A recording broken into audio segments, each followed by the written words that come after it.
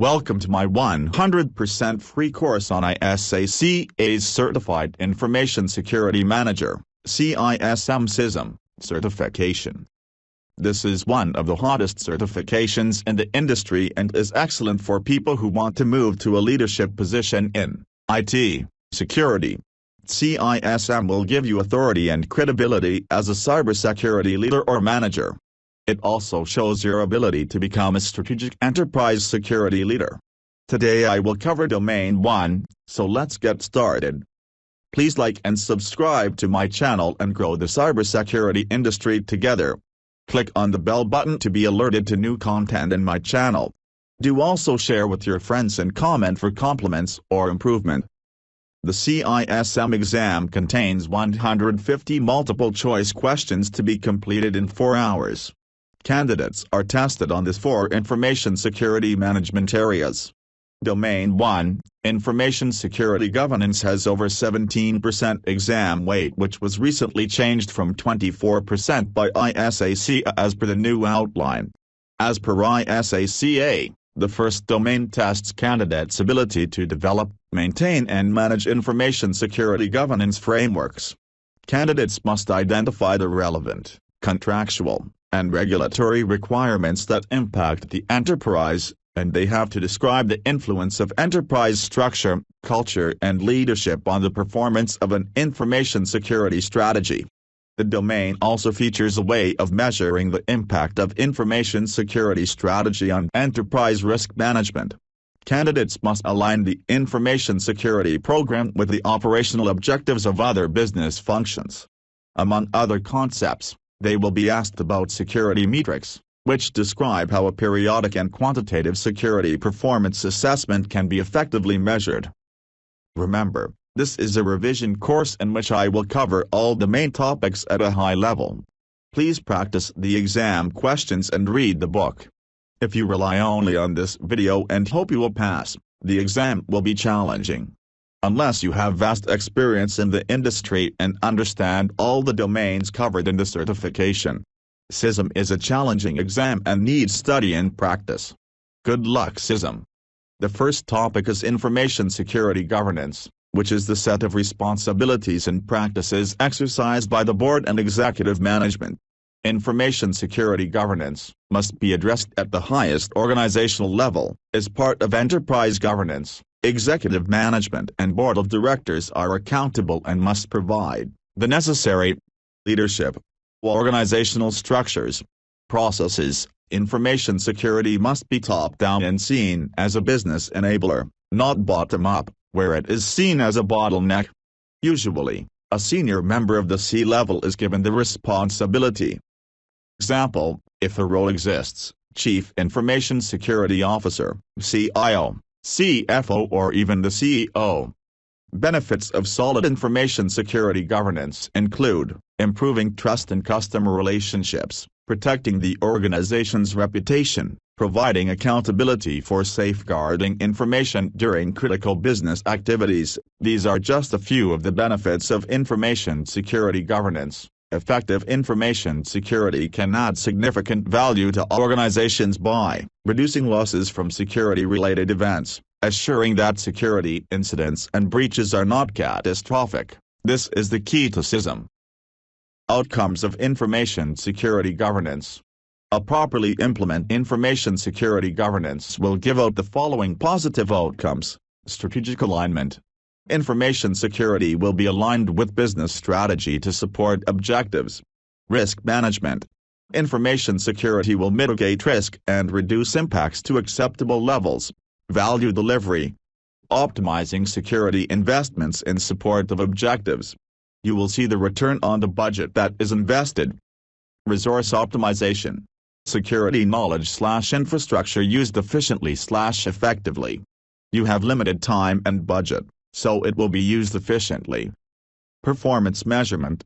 Monitoring and reporting to ensure objectives are achieved.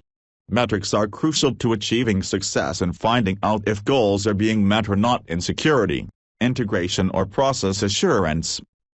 Organizations typically operate one or more separate assurance processes in silos that are not integrated. An effective strategy would work to break down these silos and consolidate assurance processes, reducing hidden risks.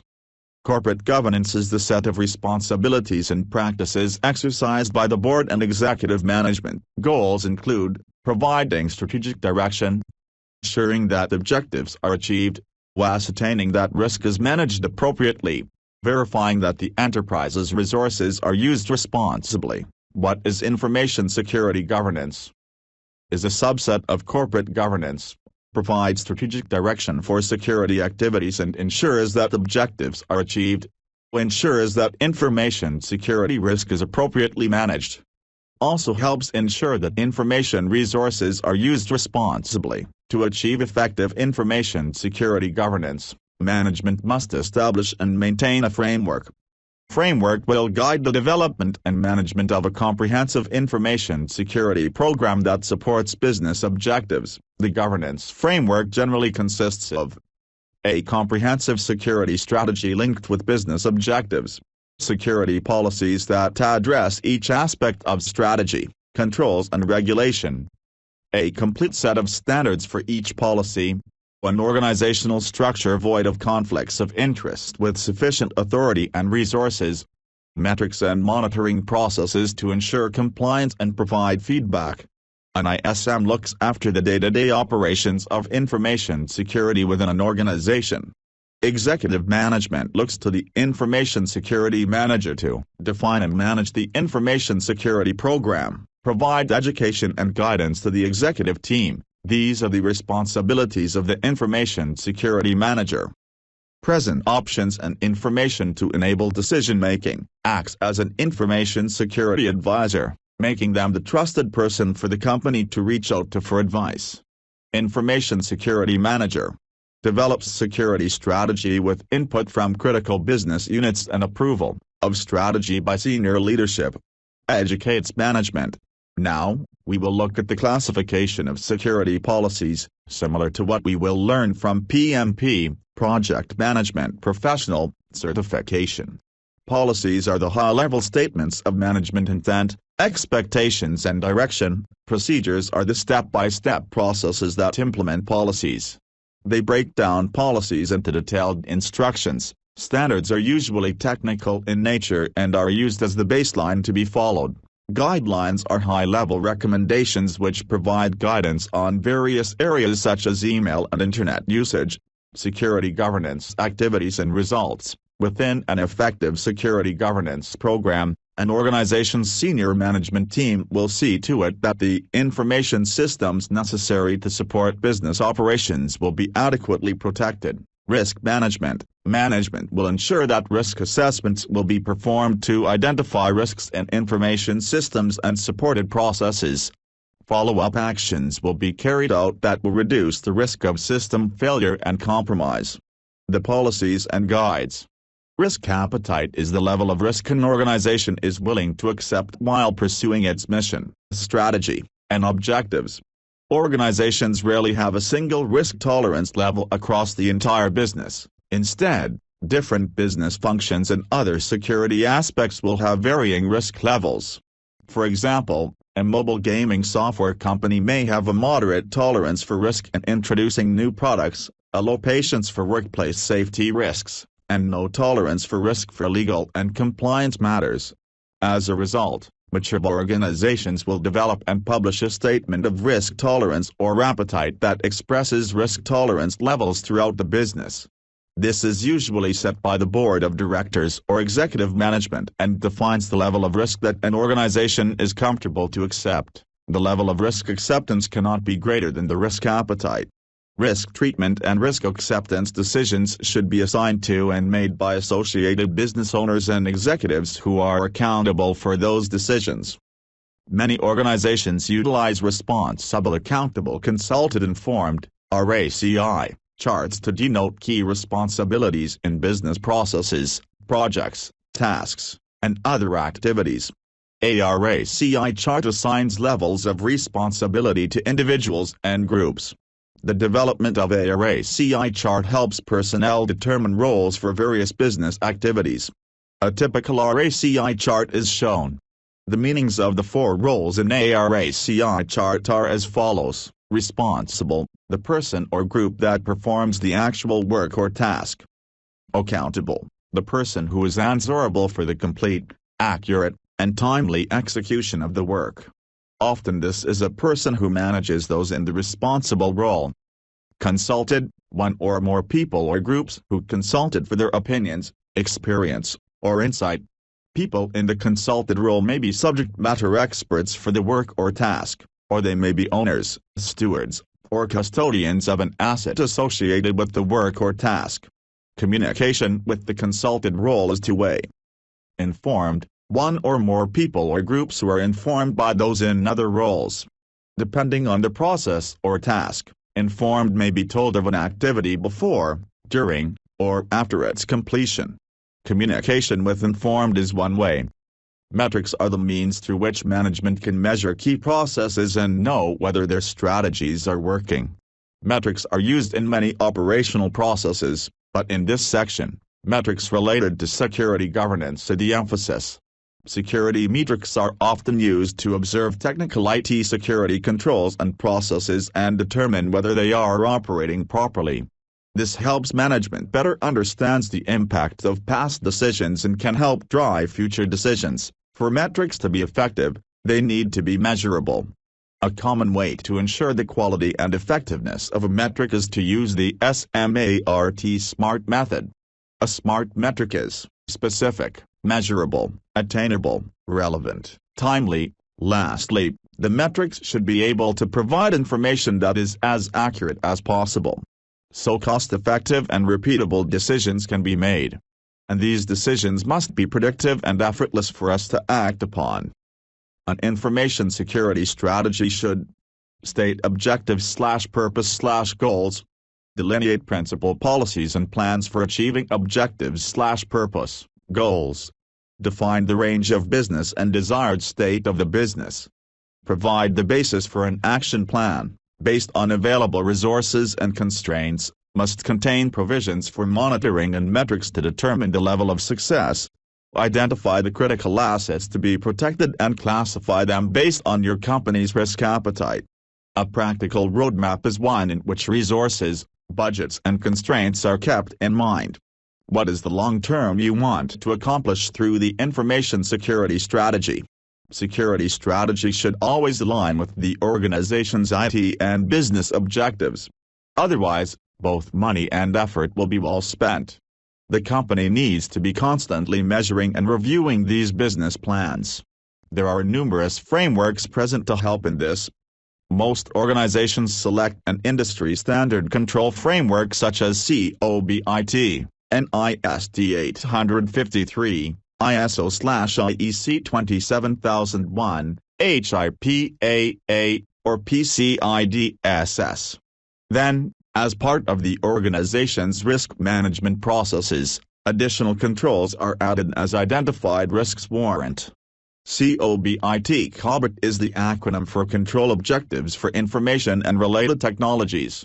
ISAC created the COBIT framework to bridge the crucial gaps between technical issues, business risks and control requirements.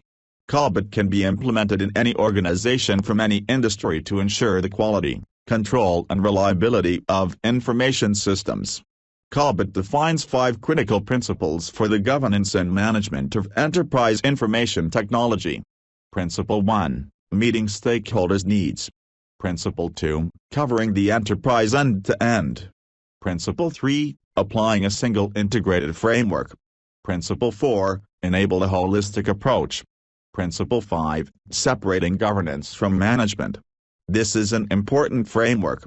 COBIT PAM allows you to determine the level of process maturity for a given set of IT-related processes and allows organizations to determine which processes are essentially under control and represent potential pain points.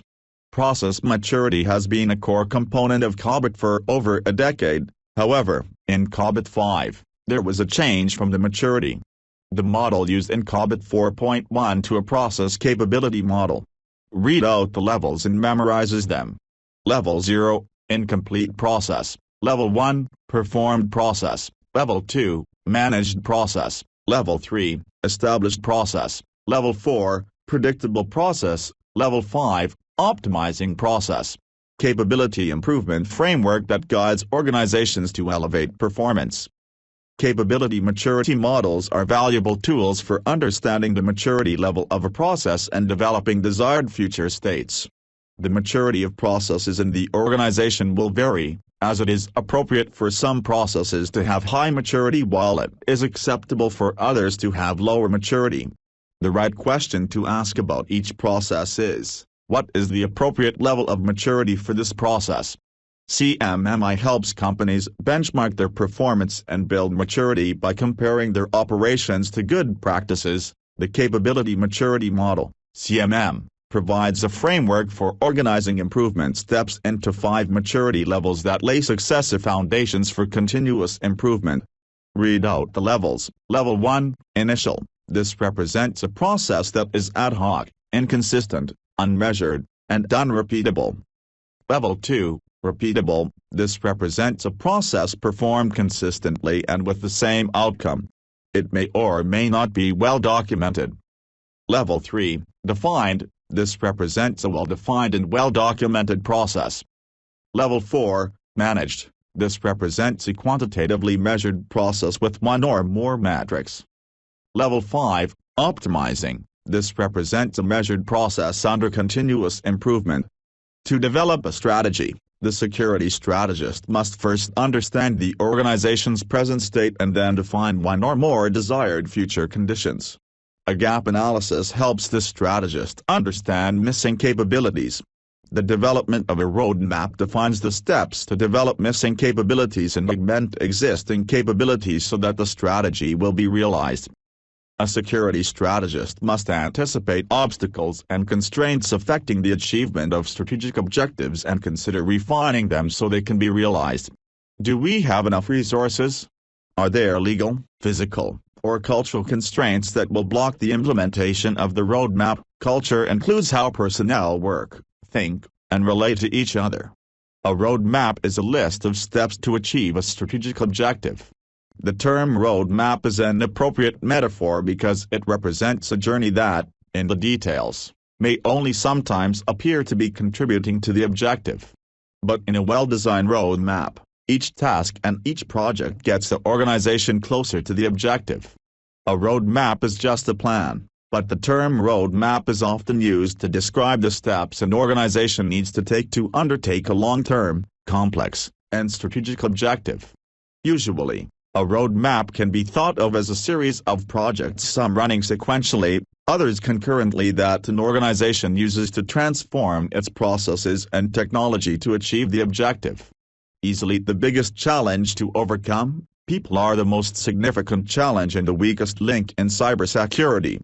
In addition to awareness, abuse of authorized access or insider threat is one of the biggest threats facing companies. Controls like segregation of duties, logging, monitoring, etc., need to be implemented. Insider threats are scary. Threats that the legitimate user causes are much less predictable, making them harder to fight than a malware-based intrusion. Background checks by HR of new staff to ensure they meet the ethical standards. The CISO is the highest-ranking security person in an organization.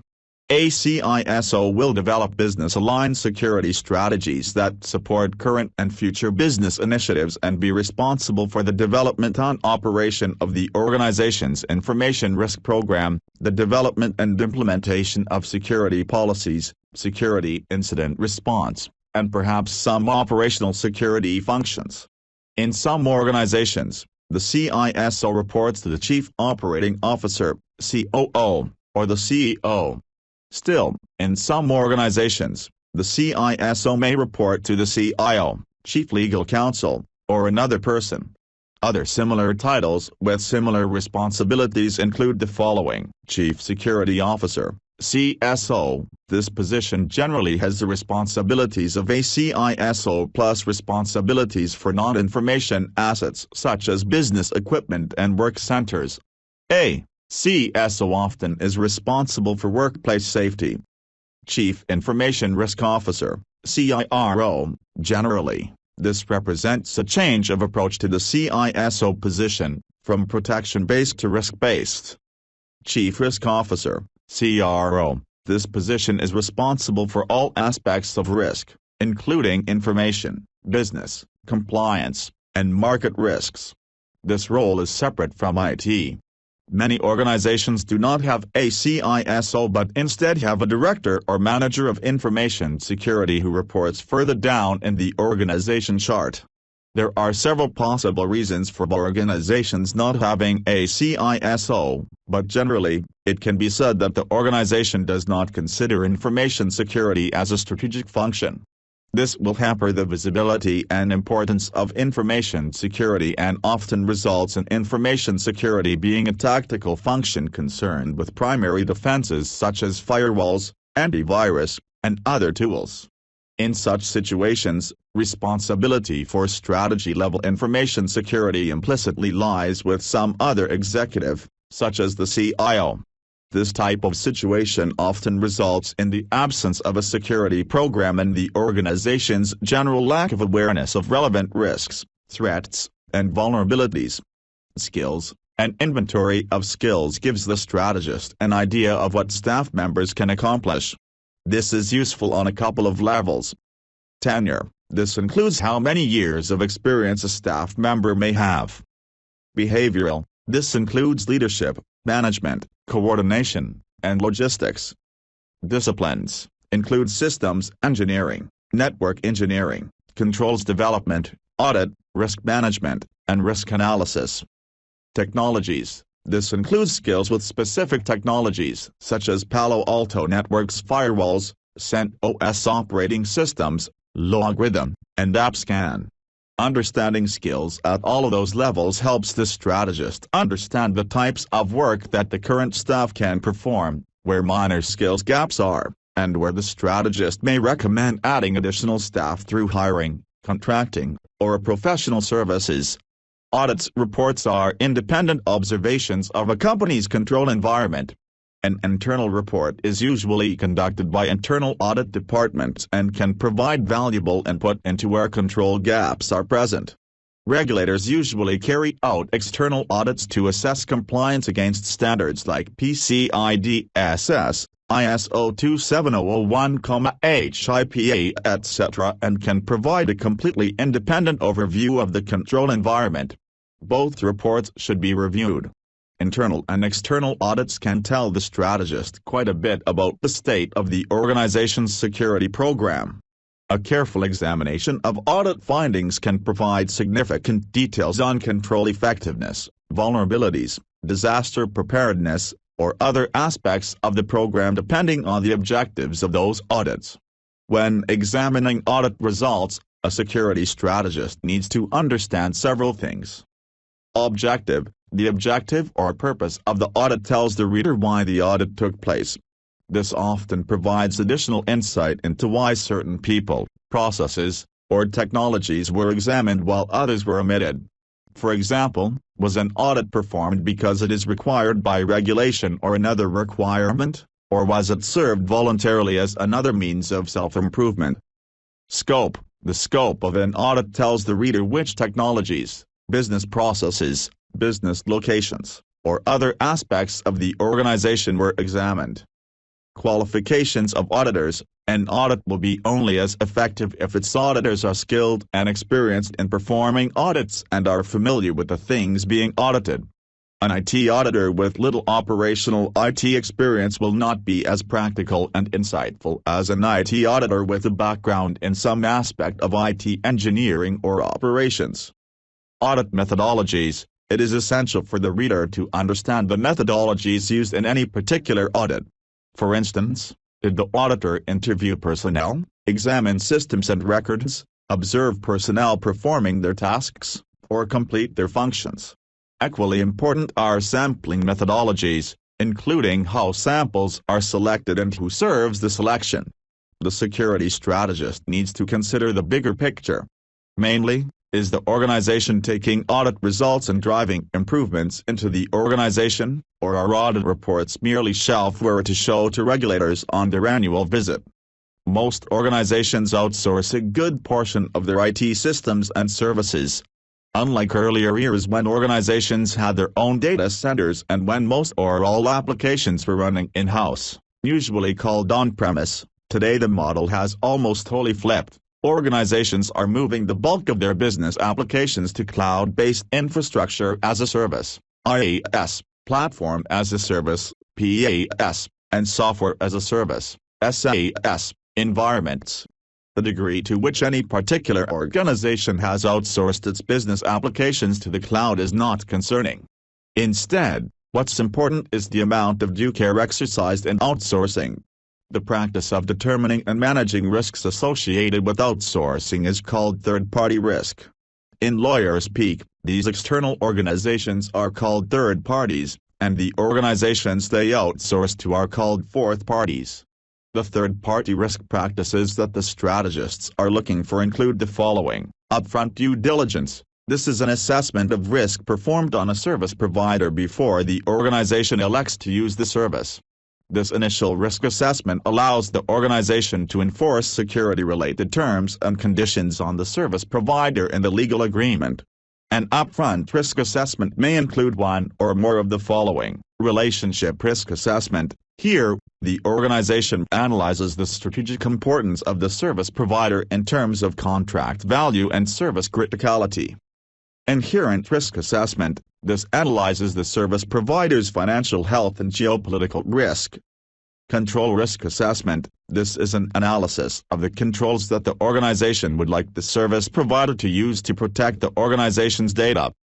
Site visit. The organization may elect to visit one or more of the service provider's processing sites and perhaps corporate offices. Risk tiering. This is establishing tiers of service provider risk. Based on the nature of services provided to the organization, each service provider is assigned a risk level or tier. The due diligence activities performed for each tier are commensurate with the risk level. For example, service providers at the highest risk tier may be issued a lengthy questionnaire annually and required to undergo annual penetration tests, and an on-site visit to confirm the presence of key controls. Service providers at a middle tier of risk may be issued a shorter questionnaire annually, and service providers at the lowest tier may be issued a brief questionnaire annually.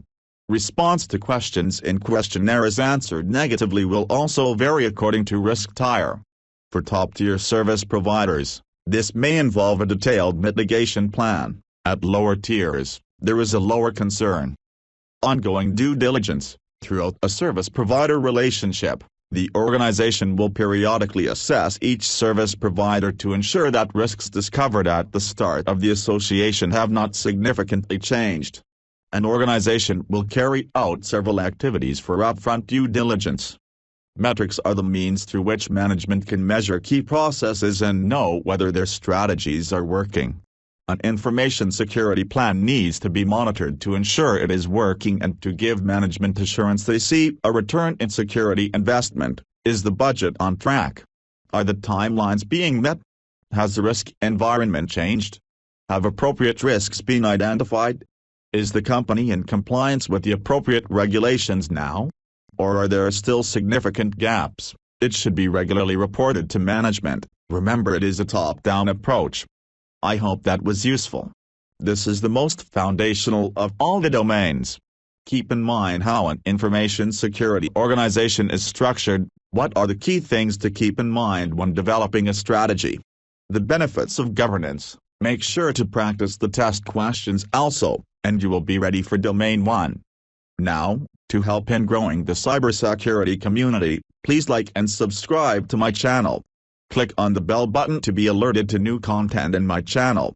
Do also share with your friends and comment for compliments or improvement.